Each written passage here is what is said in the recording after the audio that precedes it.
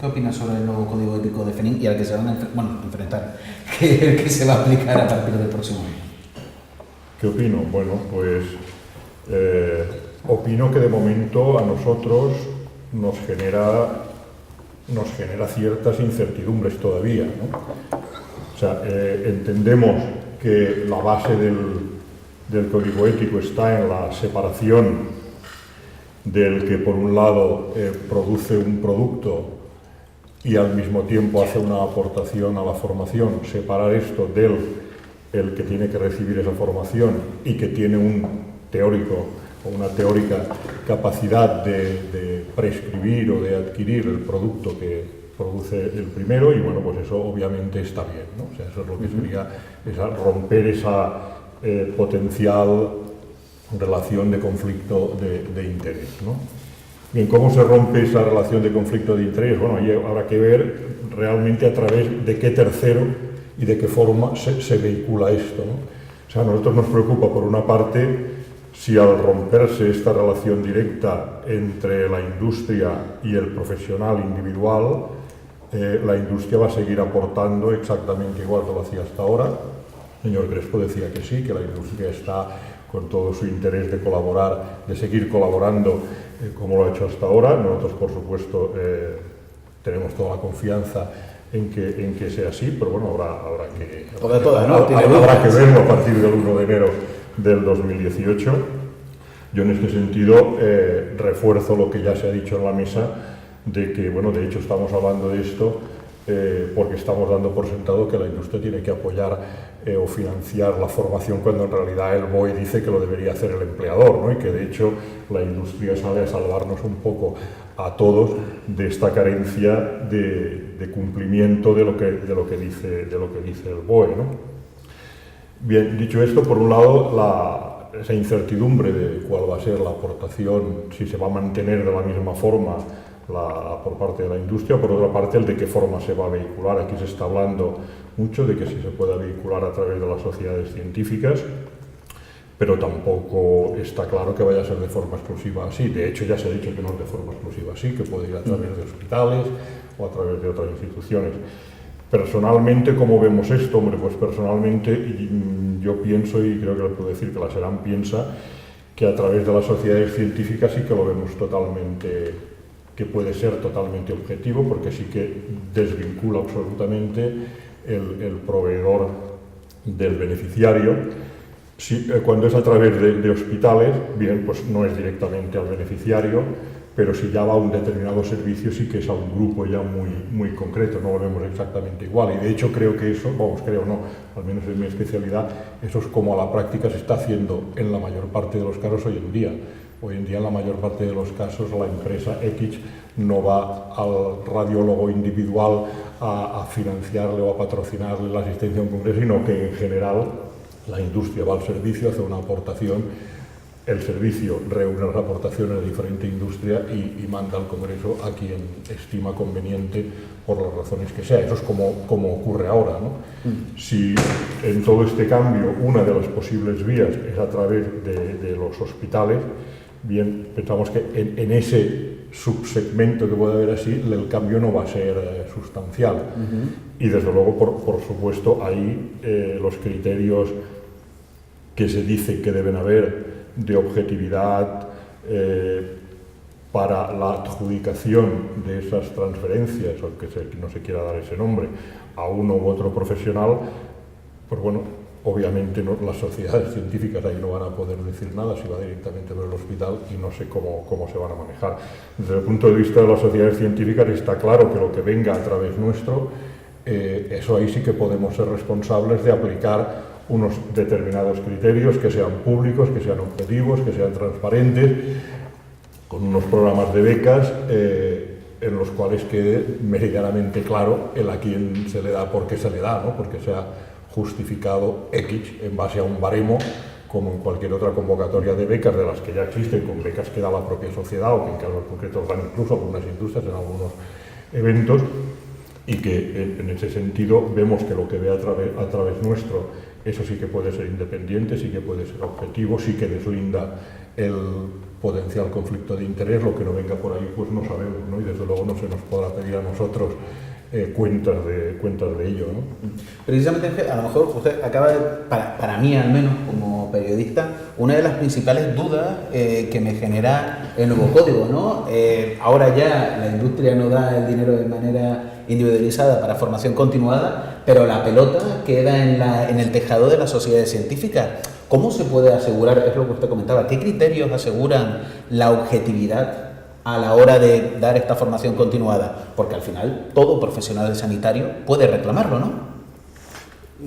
Yo creo que esa pregunta es la más procedente ahora mismo. Es decir, no sé si incluso FACME, usted que está dentro, debería generar una fórmula a día de hoy para que eso se centralice, que existan unos criterios para todas las sociedades científicas a la hora de decidir qué profesionales tienen que recibir formación continuada, becada, pagada, como queramos llamarlo, financiada, que queda más. Eso entra en el cómo se ejecuta esa transparencia.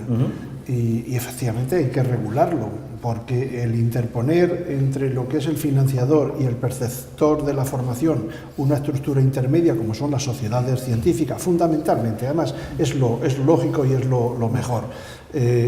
Claro, las propias sociedades científicas tienen que regular cómo van a utilizar esas ayudas para financiar la formación de sus socios. Yo le puedo decir lo que la Sociedad Española de Cardiología ha decidido hacer y ha hecho ya. Nosotros hemos creado unos criterios para que las becas de formación o las ayudas a la formación se canalicen en base a dos conceptos.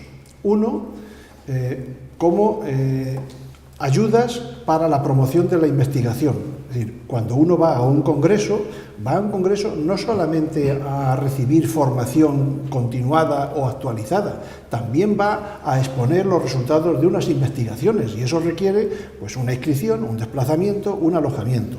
De forma que la Sociedad Española de Cardiología ha creado unas becas para promoción de la investigación en la asistencia a congresos, con una serie de criterios muy objetivos que no procede hablar aquí, pero que están perfectamente descritos. Y hay otro tipo de becas que hemos creado que son las propiamente dichas para formación. Y esas becas se han puesto en manos, en la línea que decía el doctor Gallete, de los servicios. ¿Por qué? Por una razón, porque hay que tener un balance entre la necesidad de formación y la necesidad de mantener la asistencia cubierta en el día a día. Y nadie mejor que los servicios son los que conocen cuál es el mínimo personal que necesitan para mantener la asistencia en el día a día y qué personal es el que necesita una formación de un tipo o de otro en determinados congresos o en determinadas actuaciones. Y esos criterios también se aplicarán a los servicios, de forma que cada servicio será el que decida qué personal de su servicio va a formación y con qué criterios. De forma que con esas dos instrucciones o con esos dos planteamientos nosotros daremos salida a la necesidad de formación o de promoción de la investigación financiada por la industria de un tipo o de otro. Y luego me gustaría hacer un último apunte, y es que todas estas políticas de buscar la transparencia en las relaciones entre la industria, las sociedades científicas y los profesionales tienen que ser exquisitamente cuidadosas con no colocar a terceros en situaciones de riesgo, porque esta transparencia, como yo he dicho muchas veces, a veces se intenta convertir en desnudez y no es así. Una política de transparencia no puede implicar colocar a un sujeto, a un profesional, en un riesgo fiscal por no regularse ese ámbito o en un riesgo social por uso inadecuado de la información. Y lo mínimo que se tiene que hacer es que esas políticas de transparencia, esos códigos éticos, sean absolutamente respetuosos con la legislación vigente en materia de protección de datos, como digo, porque todas las personas tienen su derecho a la intimidad y eso no puede conculcarse. Por lo tanto, tendrán que ir alineadas lo que es el desarrollo de esas políticas de transparencia con lo que los reglamentos de protección de datos y de protección a la intimidad de la Unión Europea dicen. Y si no es así, pues obviamente habrá problemas legales. Entiendo.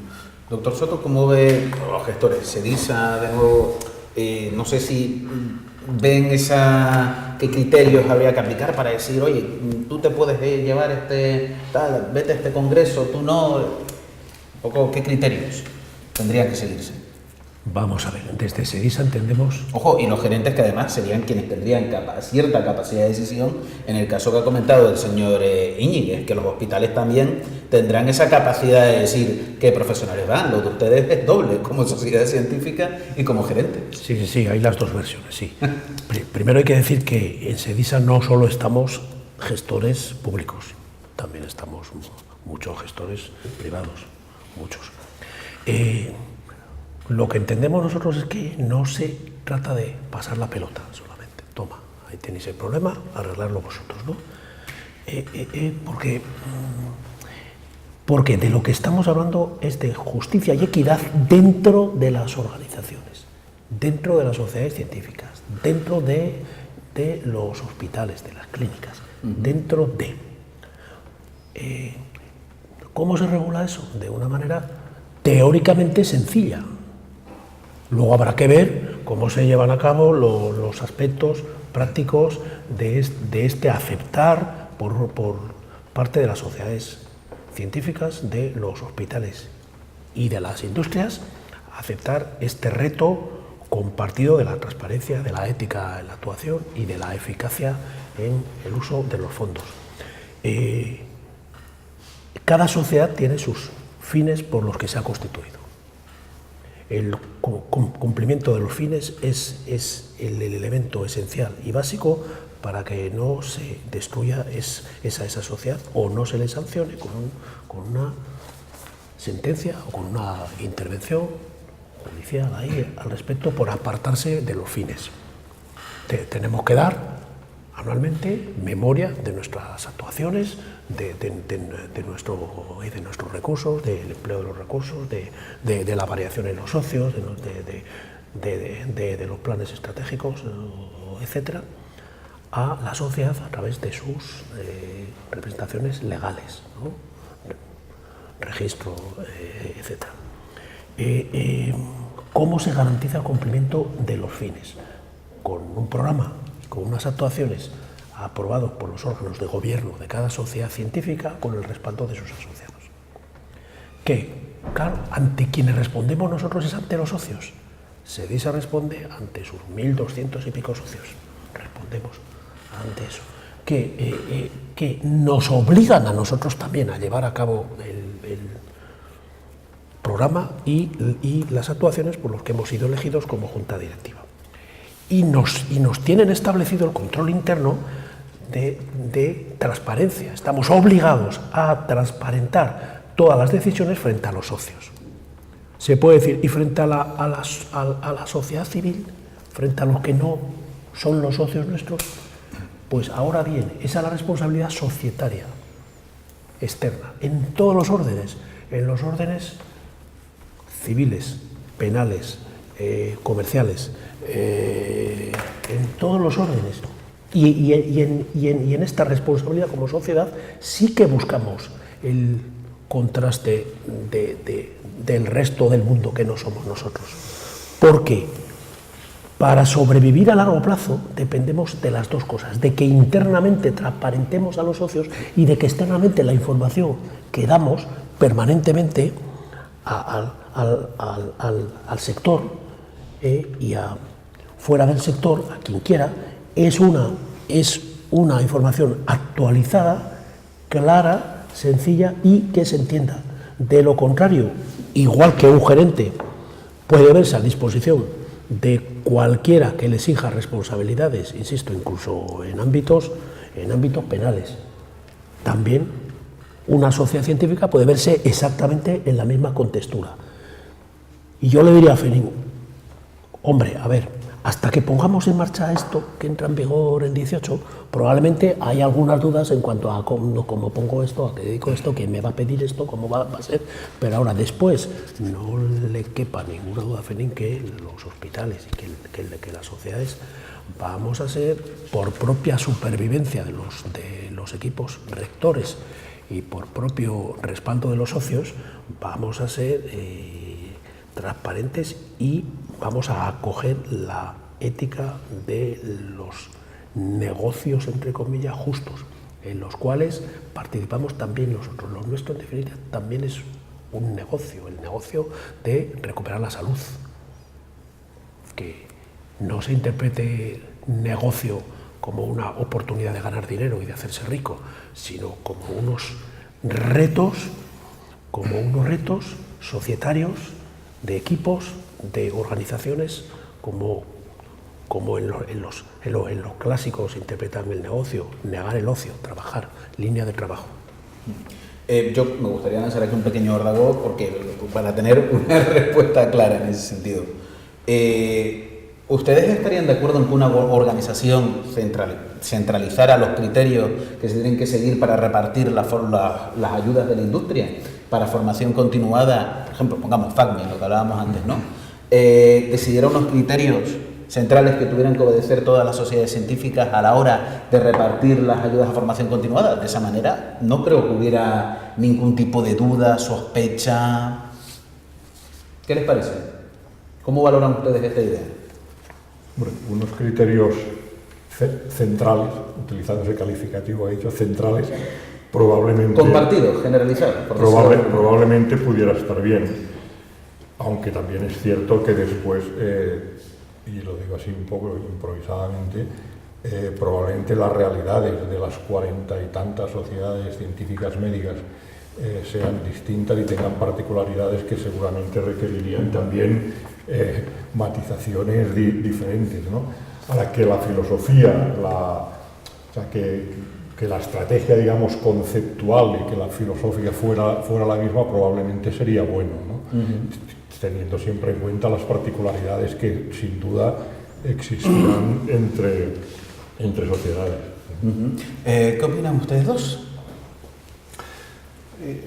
Es difícil que cuando una sociedad científica da una serie de criterios de aplicabilidad de estos códigos éticos, no sea compartido por el resto de sociedades si es lógico y si es sensato.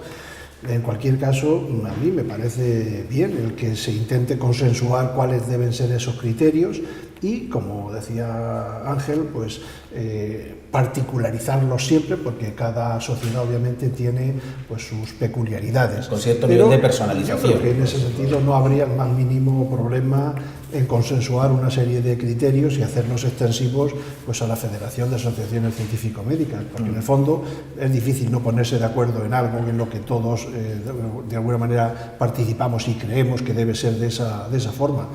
Obviamente requerirá una adaptación o una personalización en cada sociedad, pero el núcleo común yo creo que no sería difícil consensuarlo.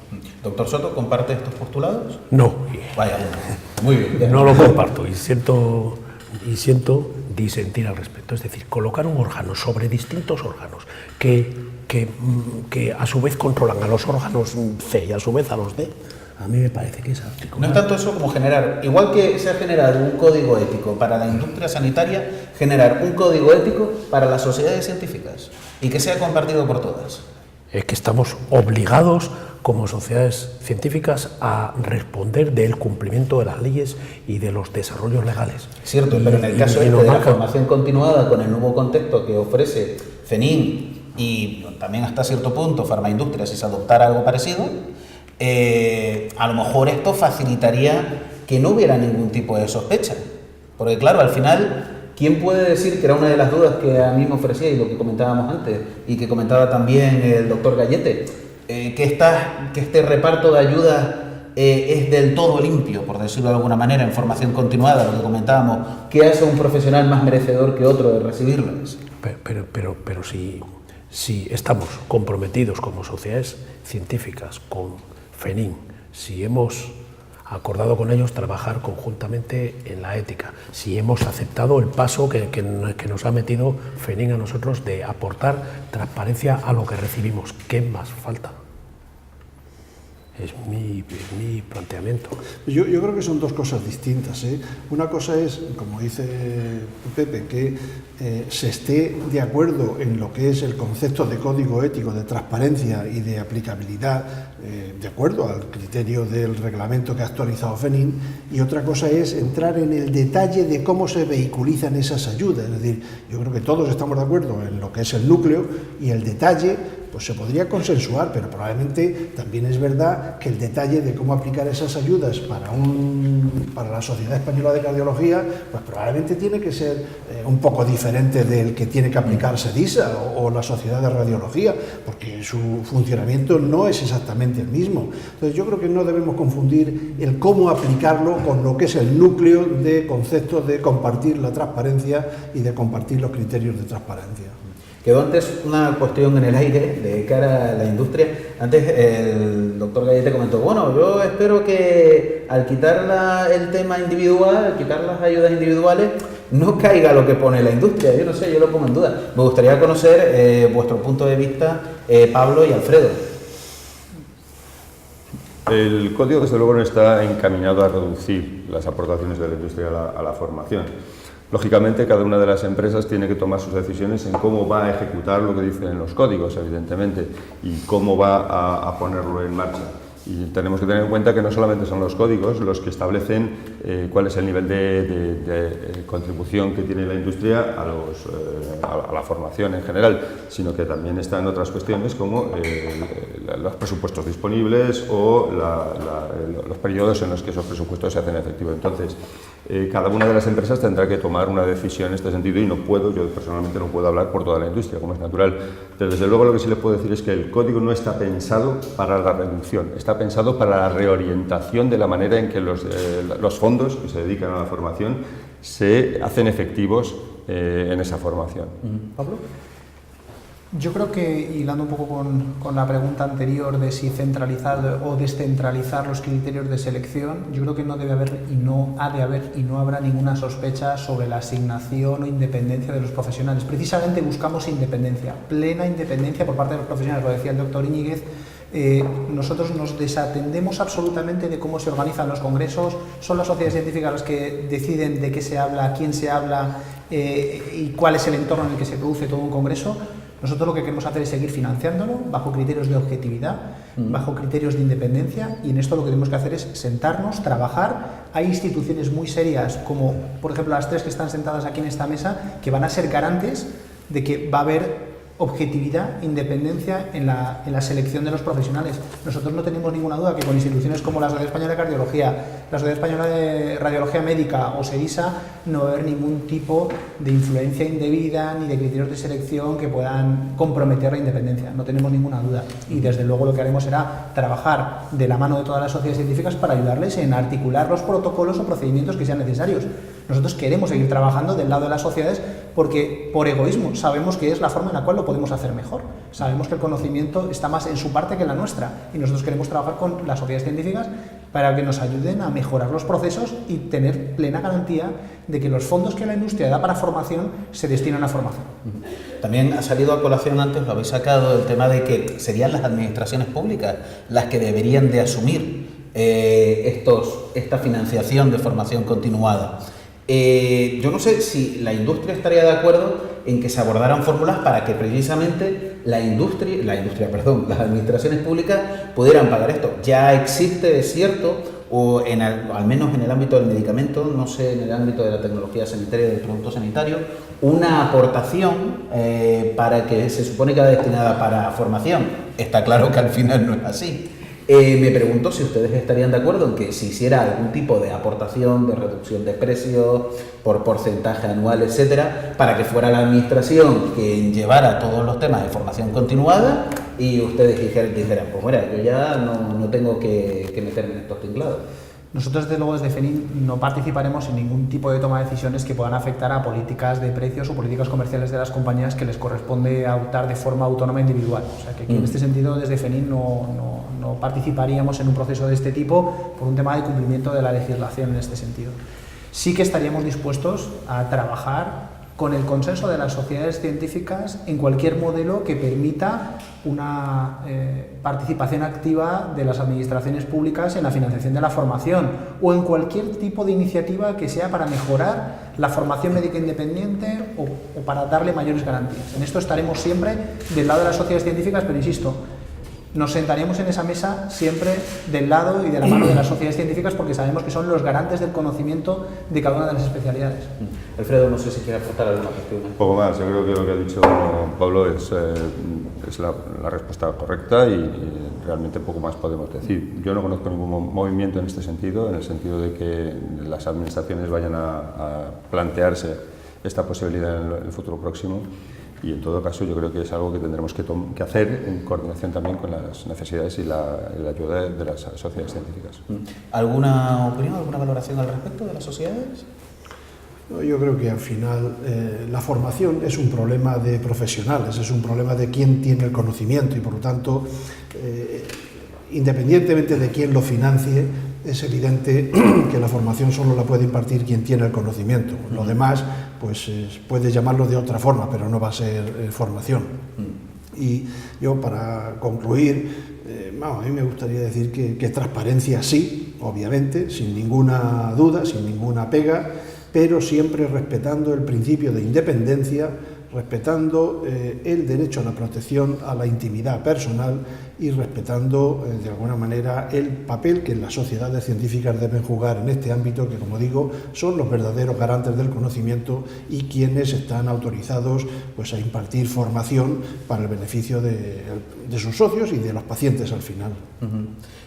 Ya antes de llegar a las conclusiones, sí me gustaría consultarlas a ustedes.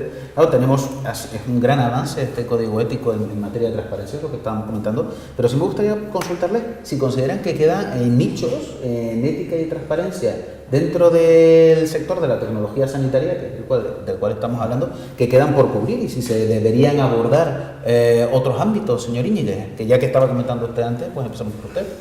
No sé a qué se refiere. En general, en realidad, si quedan todavía cuestiones de la ética de la relación entre sociedades científicas, profesionales sanitarios, con las compañías, cuestiones que a lo mejor se deberían de abordar, de clarificar, de regular. No, yo creo o que tenemos todo el panorama cubierto, que también puede ser. El tema no está cerrado, de hecho estamos en discusión y aportando nuestras opiniones para precisamente mejorar, no el código ético, sino la forma de aplicar ese código ético. Y probablemente cometeremos errores o habrá situaciones que no tengamos contempladas y que habrá que contemplar porque se pongan sobre la mesa. Bueno, yo creo que en esto lo importante es tener la actitud de participación, la actitud de intentar llegar a consensos y de beneficiarnos todos de lo que son estos consensos. El que acertemos a la primera o tengamos que ir rectificando, pues eso es parte de la vida diaria. Señor Soto. A mí me parece que quizás debiera plantearse algo así como una comisión de cada sociedad con FENIN, no con cada industria, con FENIN, para evaluar una vez al año cómo vamos en general en esto. Evidentemente podemos encontrarnos comportamientos oportunistas de nuestros socios y de los socios de FENIN, evidentemente. Gente que quiera interpretar esta apuesta por la equidad y por la transparencia como una oportunidad para llevarse más a su ámbito, a su terreno, que lo que ahora hay, en detrimento de una distribución equitativa y transparente y justa. Pero yo lo que diría, empezar a relacionarnos y dejar venir y juzgar cuando llevemos un año a lo mejor cómo ha ido. Hacer un poco de análisis de qué se ha hecho a lo largo de a lo mejor el primer año, ¿no? ¿Qué opina usted, doctor Gallete? Bueno, de si quedan o no nichos de transparencia, pues no sabría qué decirle. O sea, yo comentaba al principio que las aportaciones de la industria al sector médico, según está publicado, lo que estamos hablando es un 24%, el otro 76% no sé cómo está de transparentado. Si ahí habría algo donde poder aumentar la transparencia de lo que se maneja en I+D, en ensayos clínicos, etcétera, ¿no? A veces surge ese interrogante. transparencia, pues transparencia también podría quizá facilitar más a la opinión pública, al paciente, ¿no? Quizá la sociedad no es consciente de la complejidad, de los costes, del esfuerzo económico y humano que conlleva el mantener la formación continuada de los profesionales que le atienden, ¿no? No sé si a lo mejor llevar esta formación directamente a una campaña pública de esto, tanto dinero se dedica a formación de médicos, ahora, y se hace de esta bueno, manera. ahora en transparencia pues se acostumbra a decir que el paciente debe saber lo que cuesta su ingreso hospitalario, ¿no? Que no lo pague, pero que sepa que ese ingreso hospitalario cuesta equipo. Bueno, sepa que la formación de sus médicos le supone que su médico tenga que estar X días al año, por decir algo, pues formándose, que eso tiene un coste al final para la sociedad, porque al final es para todos, y que eso son unos costes que no son de irse aquí o allá, que es un coste de formarse, de estar en un sitio aprendiendo, para que la calidad se mantenga a los niveles que al final es incluso una exigencia, ¿no? Legal. Claro. Alfredo, no sé si tiene algo que aportar también en este campo, si ve usted algunas cuestiones que se deberían de abordar o que podríamos abordar en el futuro en este campo. Yo creo que en este momento el código es bastante completo. La revisión que se ha hecho respecto al código de 2005 es muy importante. Se han incorporado varios capítulos nuevos, varias áreas nuevas. Se ha regulado todo lo que tiene que ver con la formación independiente, médica independiente, de una manera que creo que es bastante novedosa y bastante, por decirlo así, creativa, y que al mismo tiempo garantiza esa independencia de la que estábamos hablando, que es lo fundamental. Y ahora lo más importante es ejecutar el código tal y como está planteado a partir del 1 de enero de 2018, ponerlo en marcha, trabajar con las sociedades científicas y no nos olvidemos también con los hospitales, porque aquí estamos hablando, por ejemplo, de la manera en que se van a seleccionar las asistentes por parte de las sociedades científicas. Hay otra gente que no hemos mencionado, que son, por ejemplo, los centros hospitalarios, cuando les toque a ellos hacerlo, y eso pues quizás no sea tan fácil de armonizar, por decirlo de esta manera, como podría ser quizás unos baremos comunes en las sociedades científicas. Yo creo que tenemos mucho trabajo por delante en los próximos años para la implantación, la colaboración en la ejecución del código, aprender cómo es la mejor manera de realizarlo, y de ahí probablemente van a salir nuevas áreas en las que seguir trabajando. Los códigos no son estáticos, ni tampoco llegan al detalle. No puedes pretender que un código te diga exactamente cómo tienes que hacer las cosas en cada uno de los actos, en cada una de las intervenciones que tienes con un profesional o con una sociedad o con un hospital. Entonces hay que transponerlos luego a la realidad del día a día, y una vez que lo hayamos hecho, aprenderemos cómo es la ejecución de estos códigos, revisaremos el código y entenderemos si hay que hacer alguna modificación adicional o no. Y en este momento llego hasta aquí. Con esto, digamos, me conformo, porque por delante tenemos bastante trabajo. Y después ya nos sentaremos a hablar, probablemente FENIN y las sociedades, con el fin de determinar si hay algo más que hacer y en qué sentido. Entiendo, Pablo, por lo que comenta Alfredo, que vamos a ver un código de autorregulación cambiante, que va a evolucionar con el paso del tiempo, no estático, ¿no? El código no está escrito en piedra. El objetivo del código es que vaya dando respuesta a las necesidades que todos vayamos identificando. Yo creo que lo interesante es que vayamos con la disposición, que además la tenemos, de mejorar los estándares éticos del sector, de tener una relación cada vez más profesional y más rigurosa entre las instituciones y las empresas, y cualquier área de mejora que identifiquemos con consenso se dará lugar a una actualización del código. Desde luego, la idea del código es que ojalá pudiéramos modificarlo todos los años. Sería una excelente noticia. Sería que entre todos hemos sido capaces de encontrar áreas de mejora. Desde luego que estamos satisfechos con el trabajo realizado, y aprovecho una vez más para agradecer la ayuda de las sociedades científicas, pero la mala noticia es que tendremos que seguir trabajando, y queremos seguir trabajando, y queremos encontrar áreas de mejora conjunta en la cual avanzar hacia mejorar un escenario en el cual todos nos sintamos cómodos. Perfecto. Pues a no ser que queréis abordar algún tema que haya quedado en el tintero, si os parece, abordamos las conclusiones. Vamos a ir en el sentido contrario al que lo hicimos antes.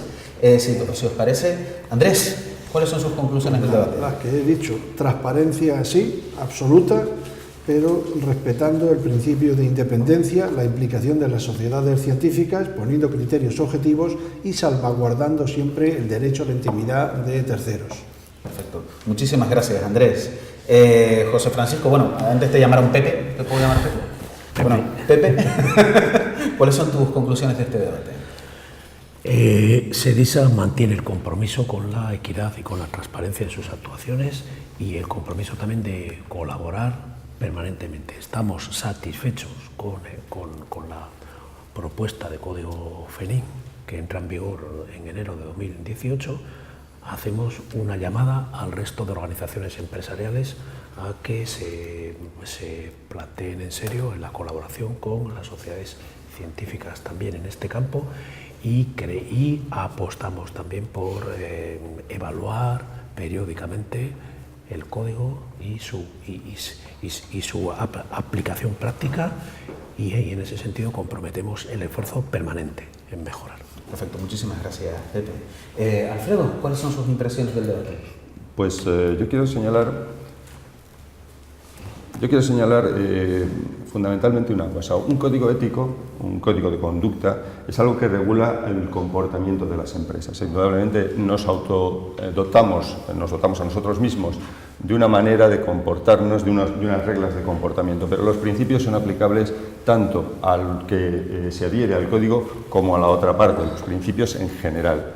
Entonces, aunque no se trate de adherirse a ese código, sí se trata de comprender e interiorizar los principios fundamentales que inspiran el código y trabajar en el mismo sentido tanto las sociedades científicas, los profesionales sanitarios como las empresas para una mejora de la transparencia y también de algo que no podemos ignorar, que es la percepción que existe de lo que es la relación entre los profesionales sanitarios y las compañías y la industria. Ese es el sentido. Y luego me gustaría también destacar otra cuestión. Un código ético o un código de conducta en general lo que hace es darnos un marco de referencia, en concreto a las empresas, de lo que se puede y lo que no se puede hacer, dónde estás correctamente colocado y dónde no lo estás. A mí me gustaría que lo viéramos también desde esta perspectiva. La prohibición de incentivos no es algo que hace el código. La prohibición de incentivos está en la ley de garantías y uso racional de medicamentos y productos sanitarios, en el capítulo que se refiere a las garantías de independencia de los profesionales sanitarios. Pero claro, lo que cabe preguntarse es qué es un incentivo y cuál es un incentivo inapropiado. Entonces, lo que hacemos en el código es darnos un marco de referencia dentro del cual nos podemos sentir cómodos. Pero nos podemos sentir cómodos tanto las empresas como los propios profesionales. Y en ese sentido, me gustaría también destacar que es un mecanismo de protección no solo para las empresas o para proteger el valor de sus acciones, que indudablemente tiene una importancia, la reputación de una empresa, que es algo que se gana con muchísimo esfuerzo y se pierde en una mala decisión, y es el valor más importante de una multinacional, que duda cabe. Pero también se trata de hacer las cosas correctamente. Un programa de compliance es un programa de cumplimiento, pero un programa ético parte del cumplimiento como mínimo indispensable y a partir de ahí se construye. Entonces, esto es un código ético que protege tanto a las empresas como a los propios profesionales y eso me gustaría destacarlo muchísimo.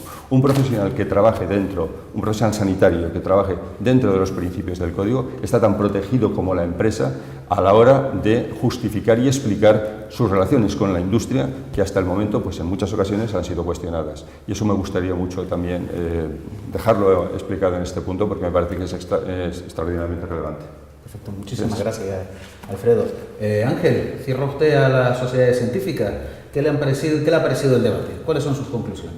Bueno, mis conclusiones seguramente serían pues que evidentemente la transparencia es algo que nos parece bueno, como se acaba de decir ahora mismo, es algo que nos protege a todos y nos beneficia a todos, que tenemos el compromiso de aquello que se vehiculice a través de las sociedades científicas, poder adjudicarlo con unos criterios de objetividad y transparencia adecuados, que se nos plantea un escenario complejo porque supone para nosotros, para las sociedades científicas, una complejidad administrativa importante, a nadie se le escapa y vamos a tener que manejar una serie de cosas que hasta ahora no estaban en nuestra mano. Nosotros organizábamos un congreso y el profesional venía, ahora vamos a tener, parece ser, que gestionar alguna parte de esos accesos de los profesionales y eso evidentemente es una complejidad que habrá que asumir, que asumiremos gustosamente, pero que además hay que tener en cuenta que, y para mí eso es un problema añadido, es que no es un escenario homogéneo, ¿no? Es un escenario muy heterogéneo, porque parece ser que parte de estas aportaciones vendrán a través nuestro, con lo cual nosotros tendremos que definir una forma, pero parte vendrá a través de hospitales, tal, con lo cual eso estará fuera de nuestro, ¿no? Pues va a crear una heterogeneidad, pero es que además ahora estamos hablando de FENIN, pero es que nosotros tenemos también profesionales que vienen a través de empresas que son de farmaindustria, que llegan por otra vía con un código diferente, que ellos sí pueden tener una aportación directa. Hay empresas que tienen divisiones de FENIN y divisiones de farmaindustria, que con esa misma empresa tienen... Y hay empresas que no están ni en FENIN ni en farmaindustria. Y de sí. Sí. Claro, hay algunas que no están en ninguno de los dos sitios, con lo cual vamos a tener que manejar a partir de enero del 2018 un escenario complejo, que seguro que cuando llevemos un tiempo, espero, le hayamos cogido el truco y lo podamos manejar fácil, pero a mí personalmente se me antoja en este momento complicado. Los congresos que tenemos para el 2018 ya, pues obviamente están en fases avanzadísimas de desarrollo, de organización y tal, pero el tema concreto, que no es baladí, por supuesto, pues nos genera, no diré angustia, pero sí incertidumbre de ver cómo vamos a ser capaces de manejar esto con todas las industrias en ese marco tan heterogéneo, porque si aún hubiera un marco único, bueno, es más o menos complicado, pero es uno, ¿no? Pero hay un abanico de posibilidades con las que nos va a tocar lidiar. Con lo cual contamos, por supuesto, con que la industria esté ahí como siempre ha estado y que podamos ser capaces de seguir adelante dando la formación en los congresos en la forma última de aportación de calidad independiente, como se ha dicho, insistí mucho también en lo de la independencia, como se ha venido haciendo hasta ahora y que en este nuevo escenario podamos seguir haciéndolo. Perfecto, muchas gracias, Ángel.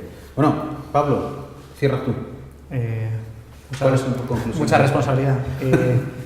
En primer lugar, todos yo creo que estamos de acuerdo en que tenemos por delante un reto muy importante, es un cambio de modelo, tenemos que trabajar, dialogar mucho para encontrar las mejores soluciones.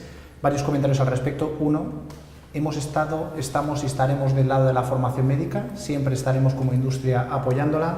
Dos, reevaluaremos cualquier mejora en nuestro código ético y en lo que hemos trabajado para adecuarlo a las necesidades, en necesidades que tienen que venir de los dos lados, sociedades científicas e industria, desde luego.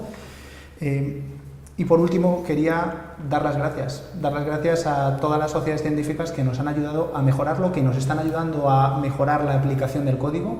Queremos hacerlo bien, lo decimos con toda la humildad.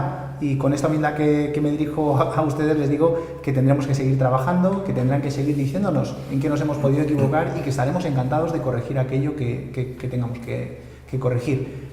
Y un último comentario para el doctor Íñiguez, no tenga ninguna duda que desde luego en lo que se refiere a FENIN vamos a respetar la legalidad vigente, vamos a respetar los derechos de todos los terceros y en ningún caso vamos a hacer, desde luego, porque es el código nuestro tal y como se ha diseñado, ningún tipo de declaración individualizada que pueda comprometer o que pueda afectar a cualquier profesional sanitario.